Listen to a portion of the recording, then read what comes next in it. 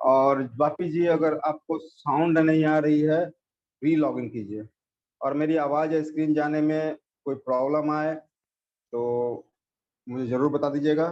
मुझे उम्मीद है सभी को आवाज़ आ रही है। एक बार चैट में लिख दीजिए फटाफट, फटाफट लिख दीजिए चैट में, यस यस खाली लिख दीजिए, बस एक आदमी दो आदमी कोई भी लिख दीजिए। मेरी आवाज़ आ रही है? चलिए ठीक है, ठीक है, थैंक यू, हो गया चलिए ठीक है। तो यहाँ पे जो है हमारा उस दिन हम लोगों ने 90% कंज्यूम देखा था, मगर मैंने आप लोगों को बताया था कि एमएमसी को डंप राइट करना है, सिक्योरिटी फाइल राइट करना है। एक सेकेंड, एमएमसी क्या दूसरा लगा दिया मैंने क्या? नहीं वो तो सिक्योरिटी राइट करना है जैसा कि मैंने बताया था। उसके बाद फ्लैश फाइल राइट करना है, उसके बाद मैंने सैमसंग के बारे में बताया था। अब हम लोग ईमेल, अब हम लोग मोबाइल को कस्टमर को अभी नहीं देंगे, तो कब देंगे? तो कुछ काम बाकी है, उसको पहले देख लेते हैं।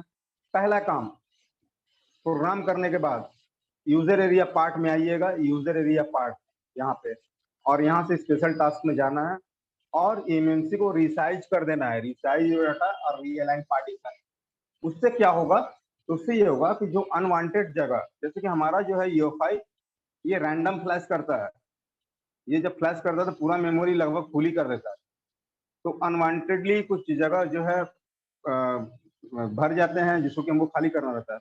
आप यहाँ से resize user data realign partition कर सकते हैं या तो हार्ड रिसेट कीजिएगा। अब देखिए दोनों का टर्म कंडीशन अलग अलग है। Resize user data and realign partition कीजिएगा तो क्या होगा? तो क्या होगा कि आपका यूजर का डेटा रिसाइज हो जाएगा, यहाँ आपका एंड्रॉइड सिस्टम इंफॉर्मेशन रिसाइज हो जाएगा, मगर कोई डेटा इरेज नहीं होगा। जो कस्टमर का डेटा इंटरनली है वो इरेज नहीं होगा। और अगर हम लोग हार्ड रिसेट मार देंगे तो क्या होगा? उस कंडीशन में मोबाइल चालू हो जाएगा, मगर कस्टमर का जो डेटा था पर्सनल वो उड़ जाएगा, वो करप्ट खत्म हो जाएगा, करप्ट नहीं खत्म हो जाएगा। तो अगर कस्टमर को हमको डेटा देना है तो यहाँ से resize user data and realign partition कर देंगे, तो क्या होगा? कस्टमर को डेटा एज इट इज जैसा था उसका पहले वो मिल जाएगा। जैसे कि आपने अगर ऑटो में फ्लैश किया है, फाइल को ऑटो में रीड करके रखा था और ऑटो में ही फ्लैश किया 90% कंज्यूम ठीक करके, और कस्टमर को डेटा चाहिए, तो हार्ड रिसेट मत कीजिएगा, वाइट डाटा फैक्ट्री रिसेट मत कीजिएगा, स्पेशल टास्क में आकर के यहाँ से resize user data and realign partition कर दीजिएगा, तो सारा का सारा डेटा उसका रिसाइज हो जाएगा और कस्टमर को सारा का सारा डेटा मिल जाएगा मोबाइल चालू होने के साथ। ठीक है। अब सेकंड थिंग, हमको सेकंड थिंग करना क्या? सेकंड चीज कौन सा ऐसा कंपलसरी चीज है जो हमको करना है? तो अब उसका हमको बंद करना है ओटीए अपडेट, उसको कहते हैं ओटा अपडेट। ठीक है। ओटा अपडेट क्या होता है? तो ओटा अपडेट जो होता है किसी भी मोबाइल का ऑनलाइन अपडेट जो होता है, जिसको कि ऑनलाइन अपडेट कहते हैं, सिस्टम अपडेट कहते हैं, वो अपडेट हमको अब बंद करना है। ठीक है। जैसे देखिए ओटा अपडेट MIUI 12 यहाँ लिखा हुआ, उसको ओटा अपडेट भी कर सकते हैं, या तो सिस्टम अपडेट या तो ऑनलाइन अपडेट। आप लोगों के मोबाइल में आता होगा सिस्टम अपडेट, करते होंगे आप लोग। ठीक है। तो इस तरह से हम इस अपडेट को बंद करेंगे। अब कैसे बंद करेंगे इसका तरीका आपको यूट्यूब पे दिया हुआ है। जैसे कि हम एक कंपनी को लेते हैं, रेडमी ओटा अपडेट डिजेबल। देखिए यहाँ पे आ गया, how to disable automatic software update in Redmi Note 9 वगैरह, नोट 10 वगैरह वगैरह, सारा कुछ आ गया। सैमसंग भी करेंगे तो हमको मिल जाएगा।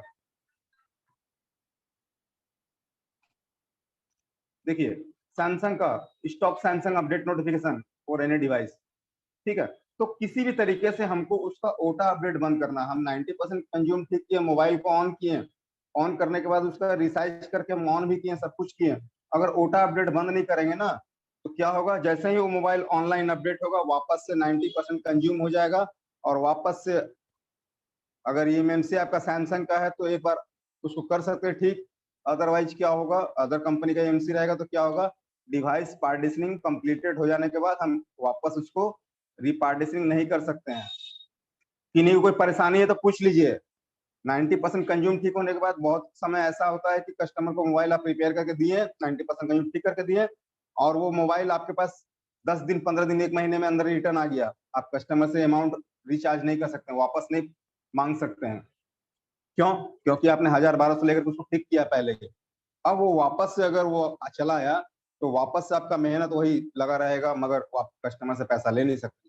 तो इन सब प्रिकॉशन को हम लोग लेंगे। इनको समझने परेशानी है तो पूछिए।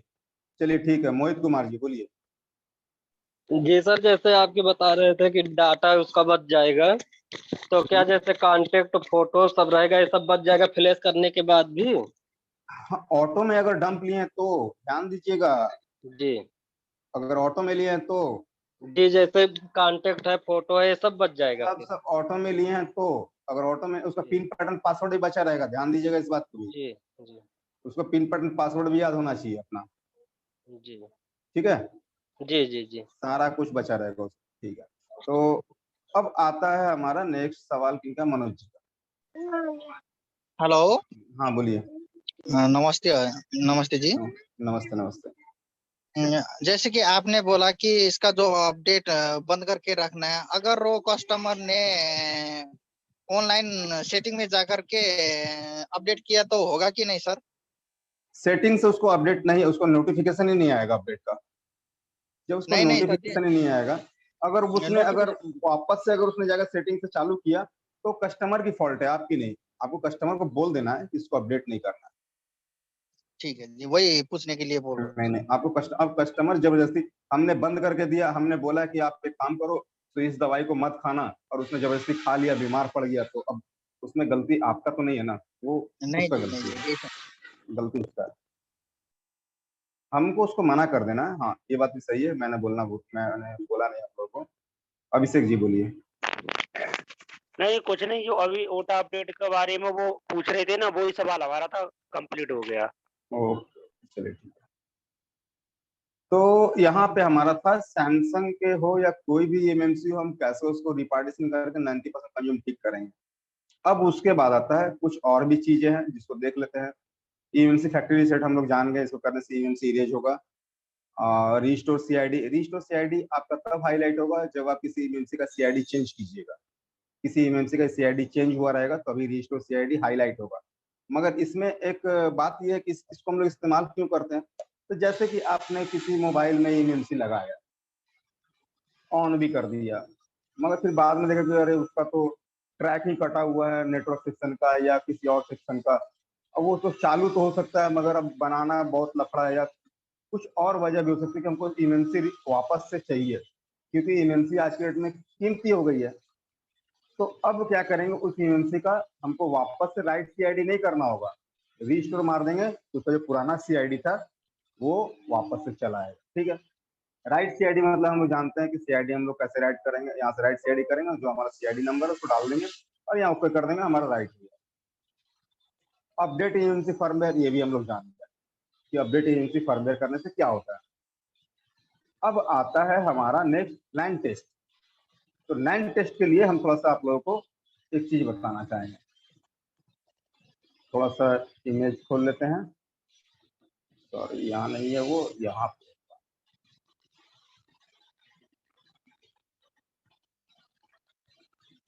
मैंने आप लोगों को उस दिन बताया था कि हमारा इम्यूनिटी दो भागों में बटा रहता है। मैंने आप लोगों को गलत बताया था उस दिन। मैंने बोला था कि बायोस रहता है, ओएस रहता है, दो भागों में बटा रहता है। मैंने पहले दिन की क्लास में बताया था या दूसरे दिन क्लास में, तो मैंने गलत बताया था आप लोग। एक्चुअल में हमारा इम्यूनिटी चार भागों में बटा रहता है। तो कैसे कैसे? तो बायोस का दो भाग हो जाता है। बायोस जो मैंने बोला था एक पार्ट रहता है, वो एक पार्ट नहीं, वो पार्ट दो हो जाता है। बूट 1 बूट 2 और यूजर डेटा का भी दो पार्ट हो जाता है, ऑपरेटिंग सिस्टम और ब्लैंक स्पेस। चलिए कंप्यूटर खोल कर दिखाता हूँ। ये तो हमारा सिस्टम रिजर्व जगह हो गया, जो हो गया ऑपरेटिंग सिस्टम। अब मैंने और ड्राइव नहीं बनाई है, मैंने सिर्फ एक ड्राइव बनाई है, C drive. C drive 250 GB की है और मैंने इसमें ऑपरेटिंग सिस्टम डाला, क्योंकि 40 या 50 जीबी की ऑपरेटिंग सिस्टम मैंने डाला। डालने के बाद अब मेरा जो 200 जीबी जगह बचा वो मेरा अलग जगह हो गया, वो मेरा यूजर एरिया हो गया। यूजर डेटा और यूजर एरिया अलग अलग चीज है। यूजर डेटा मीन्स जो कि फुल हो चुकी है। देखिए ये यहां तक फुल हो चुकी है, दैट मीन्स ये यूजर एरिया कहलाने लगा। और जो खाली जगह बची हुई ना, सॉरी मैं उल्टा बोल दिया, जो जगह भर गई है वो यूजर डेटा हो गई क्योंकि उसमें डेटा है, और जो खाली जगह है जहाँ पे कुछ नहीं है वो यूजर का एरिया हो गया। जैसे आपने मकान बनवाया, मकान बनवाने के बाद आपके सामने, घर के सामने लगभग 2 डिसमिल जगह खाली थी, तो वो आपका यूजर का एरिया हो गया, उसमें आप कुछ बना सकते हो। मगर कुछ दिनों बाद आपने उसमें क्या किया कि लॉन बना दिया या खेलने के लिए बच्चों का एक छोटा सा पार्क बना दिया, तो वो भी यूजर का डेटा हो गया। अब कौन सा 1 डिसमिल या आधा डिसमिल जो भी जगह बचा वो आपका एरिया कहलाएगा, क्योंकि वो आपने उसमें कुछ नहीं किया है, अभी तो खाली जमीन पड़ी हुई है। ये ऐसे यहाँ पर भी ये खाली जगह पड़ी हुई है, तो ये यूजर एरिया हो गया। तो यूजर एरिया और यूजर डेटा अलग अलग होती है। तो जैसा कि मैंने इमेज में बताया, बूट 1 बूट 2 ये 2 पार्ट, यूजर डेटा में user area and user data 2 part, कुल मिलाकर 4 पार्ट। तो अब हमारा यहाँ सवाल उठता है कि मैंने आपको ये बात बताई की, तो यहाँ पे होता है सवाल इस बात का कि जब हम लोग एमएमसी को आइडेंटिफाई किए, देखें इसका सारा का सारा सब कुछ सही है, CID, CHD, BIOS information, OS information, सब कुछ सही है। हेल्थ रिपोर्ट लिया हमने, हेल्थ रिपोर्ट भी लिया है जाकर के, तो वो भी सही है। 90% कंज्यूम भी नहीं है ये 90% कंज्यूम भी नहीं है। फिर भी मेरा मोबाइल चालू क्यों नहीं हो रहा है, ऑन क्यों नहीं हो रहा है, ये एक बहुत बड़ा सवाल है। तो उसके लिए हम लोग लेते हैं नैन टेस्ट। नैन टेस्ट आपको ये बतलाता है कि आपका कौन सा सेक्टर खराब है और कौन सा सेक्टर बढ़िया है। तो चलिए इसका नैन टेस्ट लेते हैं। हम मानते हैं ये एमएमसी मोबाइल में लगने के बाद चालू नहीं हो रही थी, तो इसका नैन टेस्ट लेना जरूरी है। मगर नैन टेस्ट लेने से पहले आप सिक्योरिटी फाइल को जरूर उठा लीजिएगा, और एक हो सके तो छोटा डंप भी ले लीजिएगा, क्योंकि नैन टेस्ट में ये कभी कभी करप्ट भी करता है सिक्योरिटी फाइल को और बूट पार्टीशन एरिया को, यूजर एरिया। तो चलिए इसका नैन टेस्ट लेते हैं। अब नैन टेस्ट हमको ये बतला रहा है कि हमारा बूट पार्टीशन सेक्टर, ये दोनों को बूट 1 ही लिखता है मगर दोनों बूट के बारे में बतला रहा है कि दोनों सेक्टर सही है, कंटेंट वेरीफाई सक्सेसफुली, इसका भी कंटेंट वेरीफाई सक्सेसफुली। एक सेक्टर में फाइल है 7377 और एक सेक्टर में फाइल नहीं है, 0। अब आता है यूजर एरिया। यूजर एरिया में भी content verify successfully, content verify successfully. यहाँ पे एक सेक्टर में फाइल नहीं है, 0 फाइल है, और दूसरे वाले सेक्टर में सारी फाइलें पड़ी हुई है। तो मैं आप लोगों से एक सवाल करना चाहूंगा कि क्या अगर मेरे इस कंप्यूटर का 28 GB 28.5 GB मैं पूरा फुल कर दूं, तो क्या मेरा ऑपरेटिंग सिस्टम काम करेगा, क्या मेरा कंप्यूटर चालू होगा? कोई हैंड रेज करके चैट में बताइएगा। अभिषेक जी, क्या चालू होगा? सर क्रैश होने के चांस बन सकते हैं, मगर समस्या ये अब तक के रिकॉर्ड में हमने कभी भी फुल हार्ड डिस्क की नहीं है। हाँ 10-12 साल हो गई, अभी तक फुल हार्ड डिस्क हाँ की नहीं हाँ है। हाँ, मैं भी 80% पर भी वो ओवरराइट बताने लगता है। हाँ, ये एरर दिखाने लगता है। हाँ, ये जब एरर देने लगता 100% है मतलब, हाँ 80%। हाँ, अगर हम लोग इसको फुल कर देंगे ना तो क्या होगा ना कि ये चालू नहीं होगा, रीस्टार्ट में फंस जाएगा। क्यों जानते हैं? कैच फाइल के लिए जगह नहीं बचेगी। ठीक है। अब उसी तरह से अगर हमने अपने यूजर एरिया को भर दिया तो हमारा ये चालू नहीं होगा, या यूजर एरिया में कोई भी एरिया करप्ट हो गया तो भी चालू नहीं होगा। हमारा खाली जगह भी करप्ट हो गया तो चालू नहीं होगा। ऑब्वियसली ऑपरेटिंग सिस्टम भी करप्ट हो गया तो चालू नहीं होगा, दोनों कंडीशन में। उसी तरह से हमारा बायोस अगर करप्ट हो जाएगा तो क्या चालू होगा? नहीं होगा। हमारा मोबाइल या तो हैंग लोगों में फंसा रह जाएगा या तो फिर वो डेड ही रहेगा, क्योंकि हमारा सारा इंफॉर्मेशन यहाँ आ रहा है। ठीक है, क्योंकि हमारा सारा इंफॉर्मेशन यहाँ सही आ रहा है, हमने आइडेंटिफाई किया, सही दिखाया, हेल्थ रिपोर्ट लिया, सही दिखलाया। मगर हमने जब नैन टेस्ट लिया तब वो परफेक्ट बतलाएगा कि हमारा क्यों नहीं चालू हो रहा है। इसमें से कोई भी अगर कंटेंट नॉट वेरीफाइड आ गया सक्सेसफुली तो फिर समझ जाइए वो एमएमसी नहीं चालू होगा। ठीक है, तो ये था हमारा नैन टेस्ट। अब उसके बाद आता है हमारा ब्लैंक चेक। ब्लैंक चेक क्यों लेते हैं, चलिए पहले आइडेंटिफाई कर लेते हैं। अब ब्लैंक चेक हमको ये बतलाता है कि कौन से सेक्टर में फाइल है और कौन से सेक्टर में फाइल नहीं है।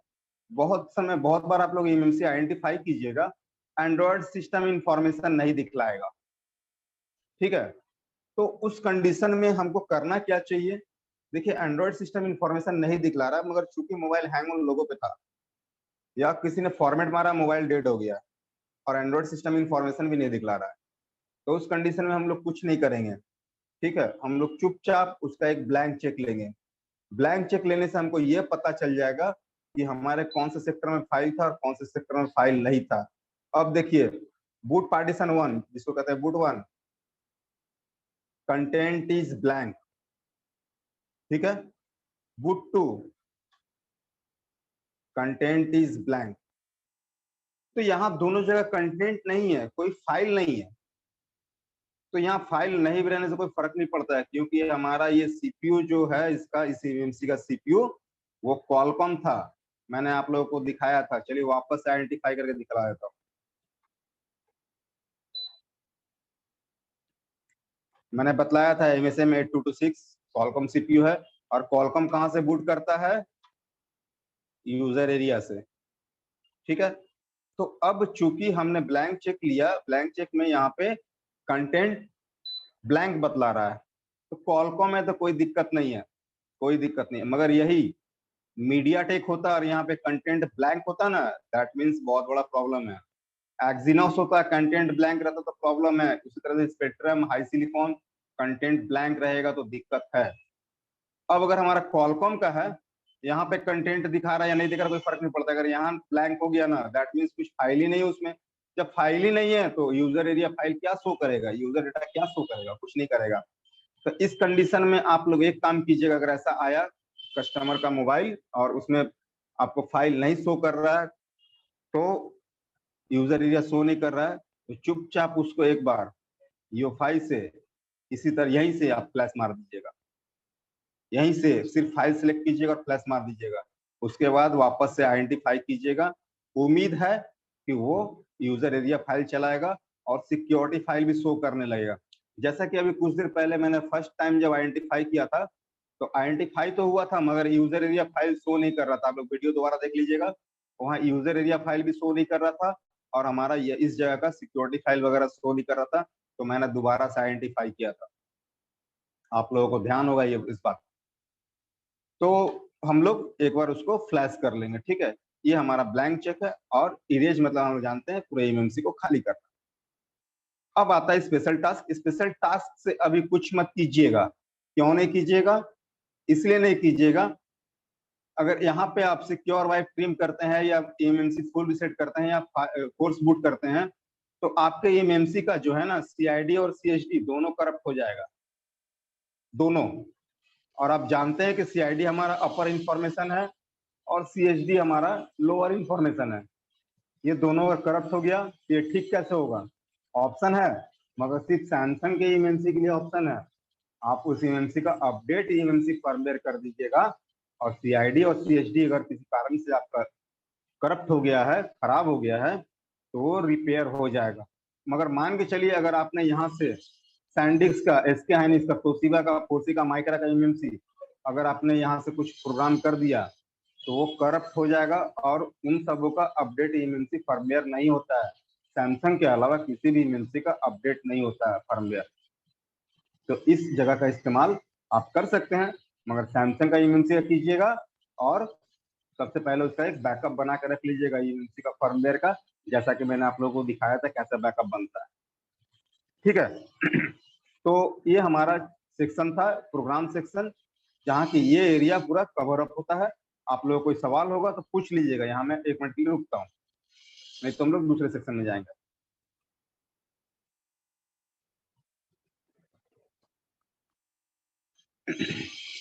चलिए, उम्मीद है आप लोगों को समझ में आया है। नहीं समझ में आएगा कोई बात नहीं, हम दोबारा बतलाएंगे। अब चलते हैं हम लोग यूजर एरिया पार्ट में।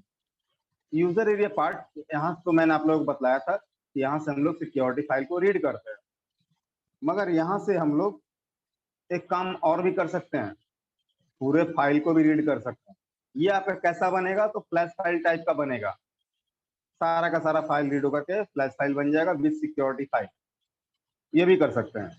और अब आते हैं हम लोग नेक्स्ट, इसका जो फीचर है उस पर स्पेशल टास्क। यहाँ से मैंने पहला ऑप्शन बताया आपको, resize your data and realign partition करेंगे तो क्या होगा, मोबाइल आपका रिसाइज हो जाएगा और यूजर का डेटा नहीं जाएगा। ठीक है, अब आता है सेकेंड ऑप्शन। देखिए इस जगह का इस्तेमाल और एक इम्पोर्टेंट है, जैसे आप लोगों के पास बहुत सारा मोबाइल आता होगा जो कि उसका गैलरी फुल है और बार बार बोलता है memory full delete some data, memory full delete some data, और आप लोग क्या करते हैं, उसको हार्ड रीसेट मारते हैं, मोबाइल चालू हो जाता है।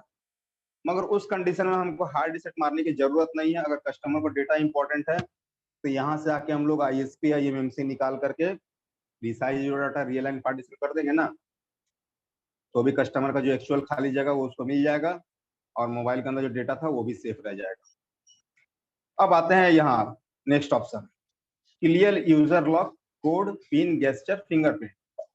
यहाँ से आपका एंड्रॉयड वर्जन 6 तक का पिन पैटर्न पासवर्ड रिमूव हो जाएगा, मगर किसका, ध्यान दीजिएगा किसका, जिसका डेटा अनइनक्रिप्टेड होगा, इनक्रिप्टेड वाले का नहीं होगा।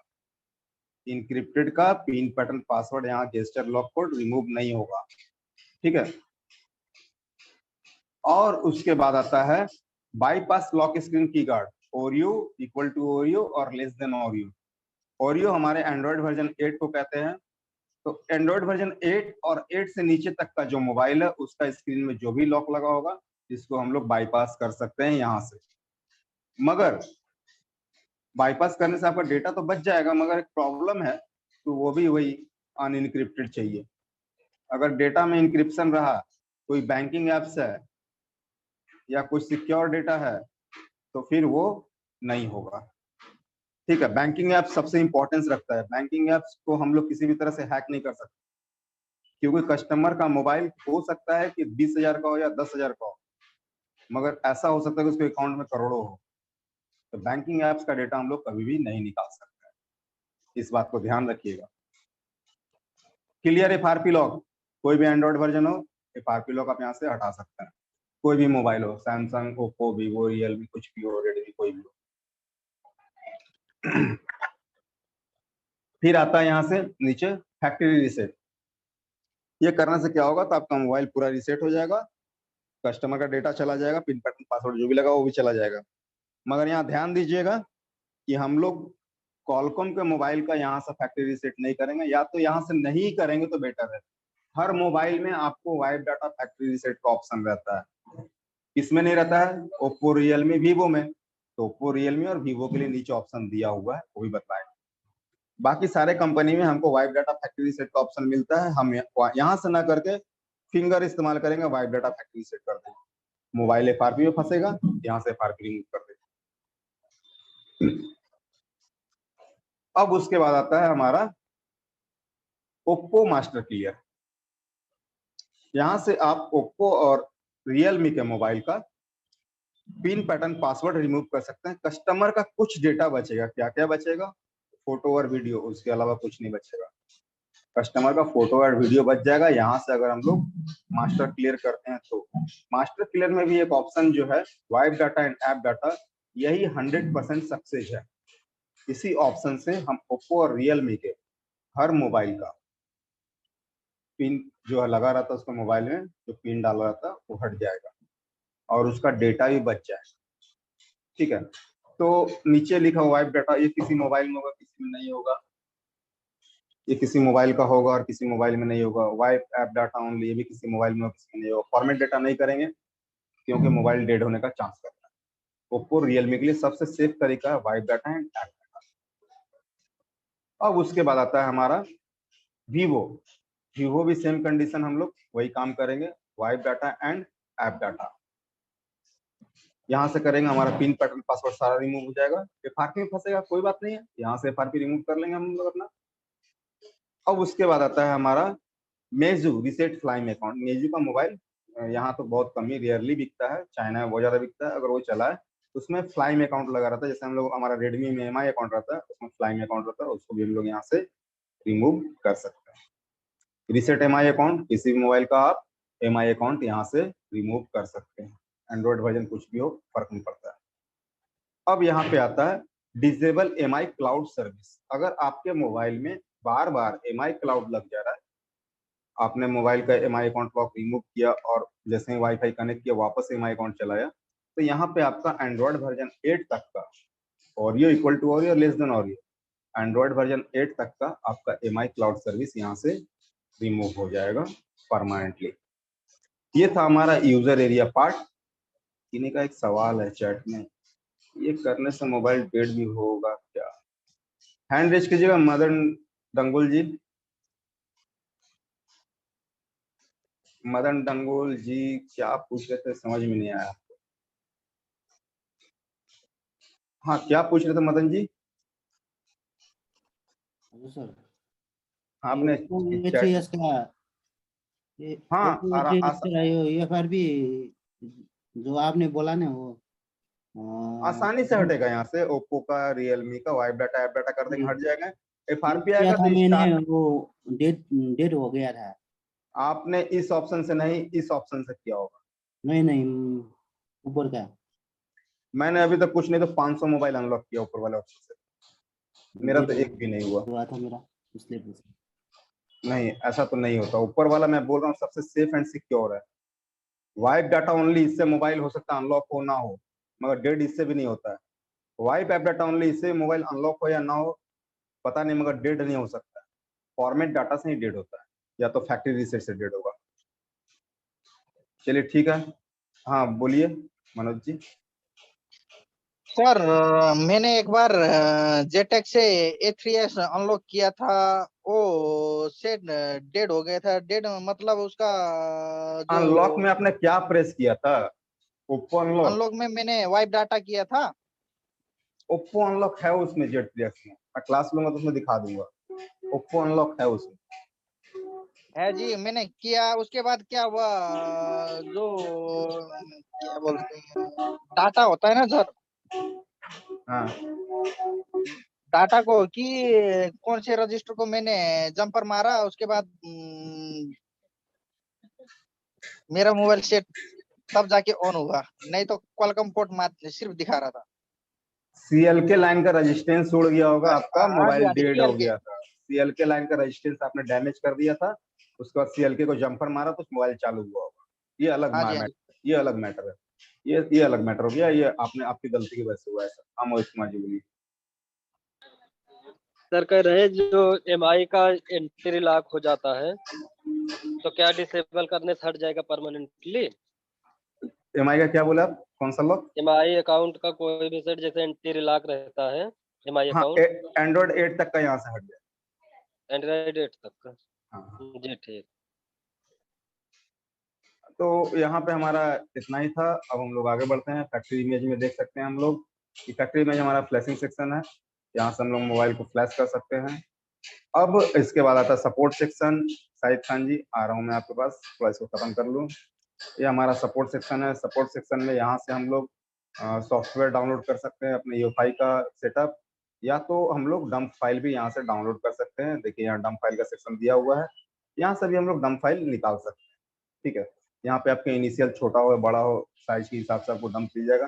डंप में आपको एक चीज तो जानते हैं क्या फायदेमंद रहता है, वो आपका बूट 1 बूट 2 और इन्फॉर्मेशन फाइल वो फायदेमंद रहता है। एटलीस्ट उसमें आपको सीआईडी सीएचडी का इन्फॉर्मेशन मिल जाता है, आपके इमेंसी का साइज क्या था वो मिल जाता है, वो बेनिफिटेबल है। तो यहाँ से आप डंप भी डाउनलोड कर सकते हैं, जिसका इसका अवेलेबल है, सारा दिया हुआ है। तो यहाँ हमारा ये यूएफआई का एमएमसी टूल बॉक्स खत्म होता है। चलिए शाहिद खान जी पूछते हैं, बोलिए शाहिद खान जी। शाहिद जी, अभिषेक जी थोड़ा सर जल्दी। सर सर जो ये अभी आप जो एफआरपी के लिए बता रहे थे, तो एफआरपी में कोई वर्जन होगा एंड्रॉइड कितने तक का कर सकते हैं, नहीं कितने तक नहीं का नहीं नहीं कर सकते? नहीं, मैंने तो बोला किसी का भी फर्क है, कोई भी एंड्रॉइड वर्जन मतलब हमारे पास कोई भी वर्जन का फोन हो हम कर सकते हैं? कर सकते हैं। जी सर, ओके सर। हाँ अभिषेक जी बोलिए। ये कहना चाहते थे जैसे किसी भी मोबाइल का करेक्ट फर्मवेयर एक ही बार में डाउनलोड हो जाए, ऐसा कोई वो नहीं है सिस्टम? बिना इंफॉर्मेशन लिए जैसे कि अभी एक मिनट, मैं बिना इंफॉर्मेशन लिए किसी का भी फर्मवेयर नहीं डाउनलोड कर सकता। देखिए यहाँ मुझे इंफॉर्मेशन मिल गई, फिर भी सर नहीं होता, कभी कहता वो हमने किए मगर एक नहीं बार ऐसा कोई में टूल उनका नहीं है, डाउनलोड करने कोई ऐसा कोई टूल नहीं है जो सब मोबाइल का फर्मवेयर वर्जन बता दे। टूल नहीं, साइट जिस पर करेक्ट फाइल मिल जाती हो। ऐसा कोई साइट हाँ जी, नहीं, नहीं ऐसा कोई साइट भी नहीं है।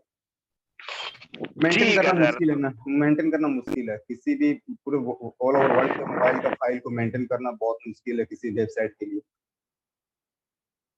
हाँ बोलिएगा अरविंद जी। सर अगर कोई मोबाइल टोटली डेड है सर, तो हम्म। उसका सिर्फ कस्टमर का डाटा यानी कि कॉन्टैक्ट्स और फोटोज कुछ इंपॉर्टेंट है उसका निकाल सकते हैं सर हम? किसी वजह से चालू नहीं हो रहा है अगर मोबाइल।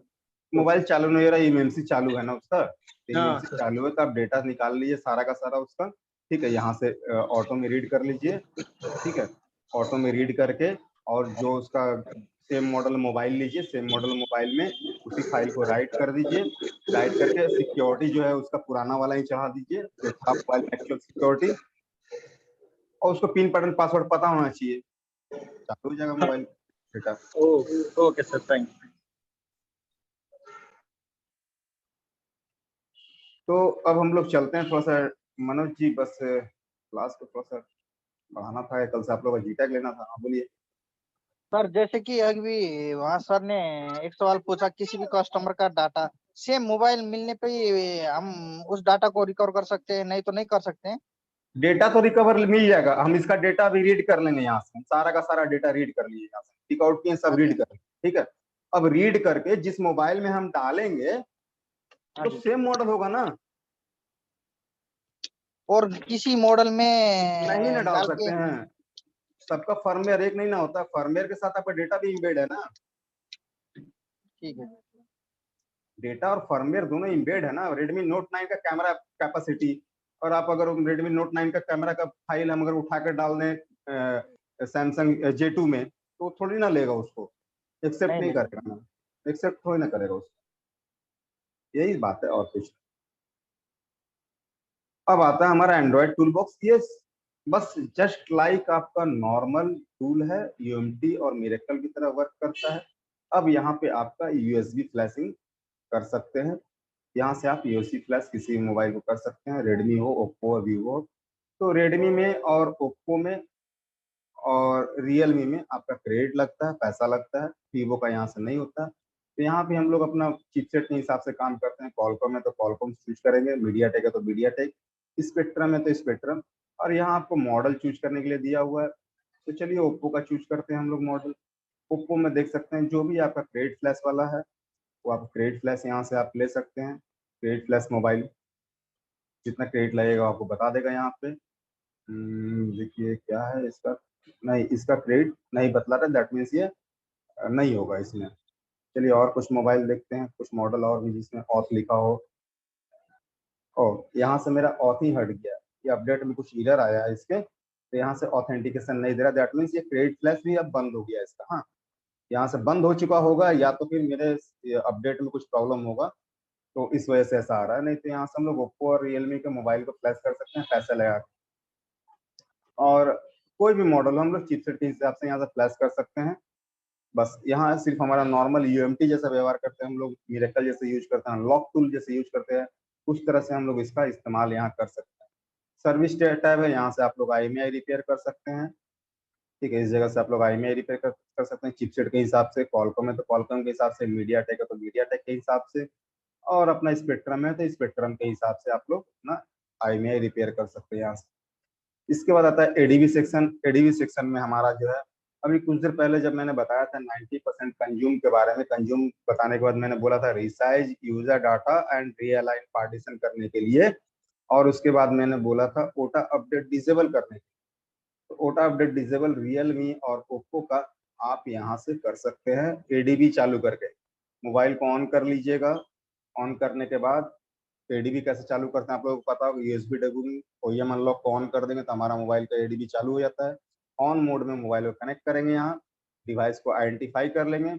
उसके बाद हमारा स्पेशल टास्क हाईलाइट हो जाएगा, और जैसे ही यह हाईलाइट हो जाएगा हम लोग अब क्या करेंगे, तो वहाँ पर एक ऑप्शन होगा डिजेबल ओटा अपडेट, जैसा कि मैंने बताया था आप लोगों को, डिजेबल ओटा अपडेट, उसको डिजेबल कर देंगे। यहाँ से हमारा ओप्पो रियलमी का मोबाइल का ऑनलाइन अपडेट डिजेबल हो जाएगा, बंद हो जाएगा। और उसके बाद यहाँ पे इसका सपोर्ट सेक्शन है, सपोर्ट सेक्शन में आप यहाँ से फ्लैश फाइल डाउनलोड कर सकते हैं, मगर मेरा कहने का जो है मतलब ये है कि यहाँ से फ्लैश फाइल डाउनलोड मत कीजिएगा, बहुत ही पुराना वर्जन रहता है, किसी काम का नहीं है इसका सपोर्ट सेक्शन फाइल डाउनलोड के लिए।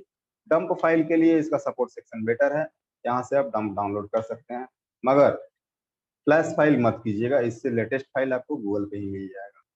तो ये था हमारा दोस्तों यूएफआई। कल से हम लोग जीटेक चालू करेंगे, और जीटेक में हमारा सेम टू सेम यूएफआई की तरह ही सारा कुछ हमको पढ़ने को मिलेगा। सर आवाज नहीं आ रहा था, भरत लिया जी, आवाज नहीं आ रही मेरी। मेरी आवाज तो आ रही है सभी को। किन्हीं का सवाल है तो पूछ लीजिए, मेरी आवाज आ रही है?